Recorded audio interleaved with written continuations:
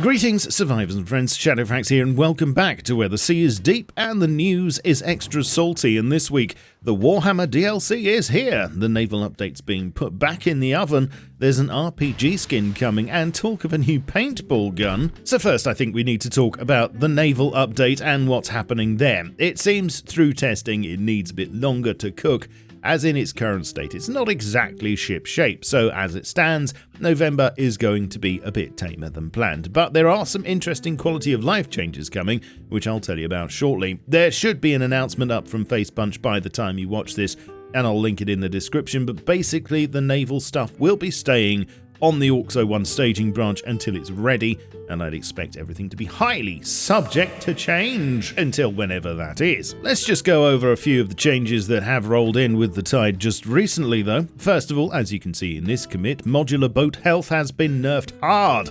Pretty much now down to a quarter of what it was. Personally, I think they should make it so that if you hit an iceberg with one, it sinks regardless of size or health.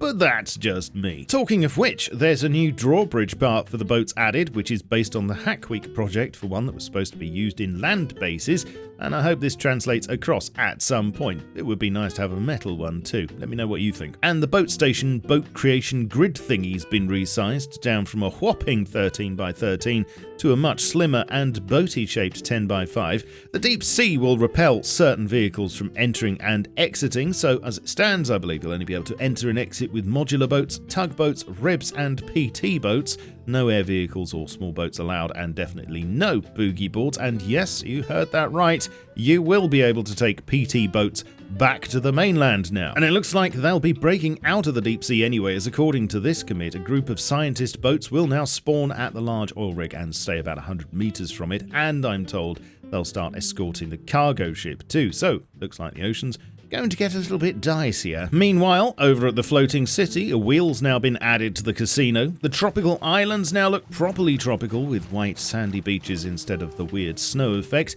And to bring you up to speed on the ghost ships, which, being static, don't actually have any speed, the plan now is that when the deep sea spawns or resets, a hackable crate will also spawn at a random ghost ship, and there's a convar to increase this number for server owners. When you hack the crate, also a group of scientist boats will spawn around that ghost ship, and you'll have to deal with them. Oh, and it looks like Fog of War will now apply to the deep sea area, regardless of the server game mode. Lots of changes, as you can see, and you should expect a whole raft more before this thing is done, but let me know what you think to how it's going, and if you think a delay to this is a good thing or not. In other news, a few interesting commits regarding quality of life stuff from the team now. First, jump height out of water's being increased when exiting onto a ledge.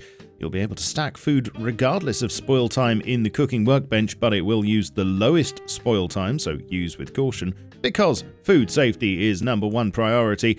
And in an amazing turn of events, food will now no longer spoil at all in the Arctic, which gives a distinct new advantage to living in a fridge. And a branch called Quality of Life Backpack Gather means that items collected when gathering will go to your backpack automatically when your main inventory is full, and this includes things like trees, nodes, corpses, collectibles, plants, etc. Note, this only applies when gathering items though, not when looting. Oh yes, and at the ferry terminal there will be 4 CCTV cameras working now. You can see the names of them here, and in order, this is where they point.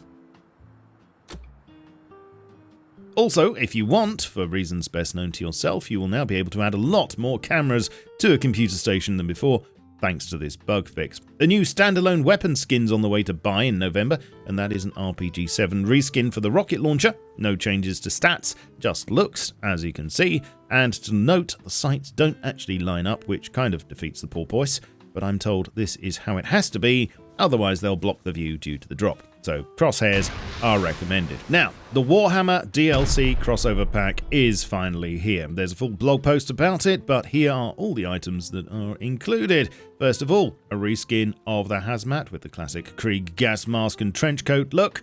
To go with that, a large backpack skin, a chainsawed reskin, which is really nice, a pump shotty reskin, and 2 new storage barrels. You know the drill, 1 vertical, 1 horizontal. This pack is now available for $10.99 on the store, or whatever that works out to in your currency. There's also the usual seasonal content, which will be out and about for a bit, and according to this commit, it looks like we'll be getting some wolf headdress skins soon.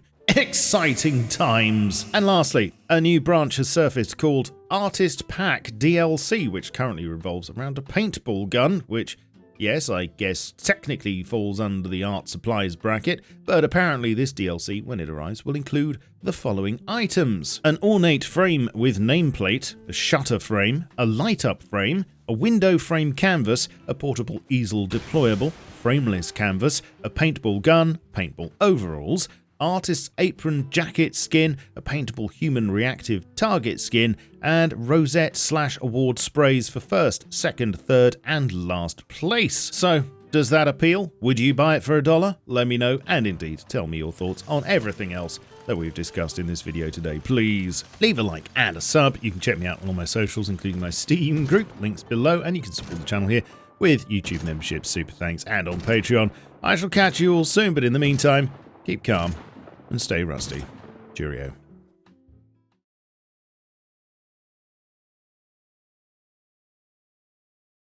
Exciting times!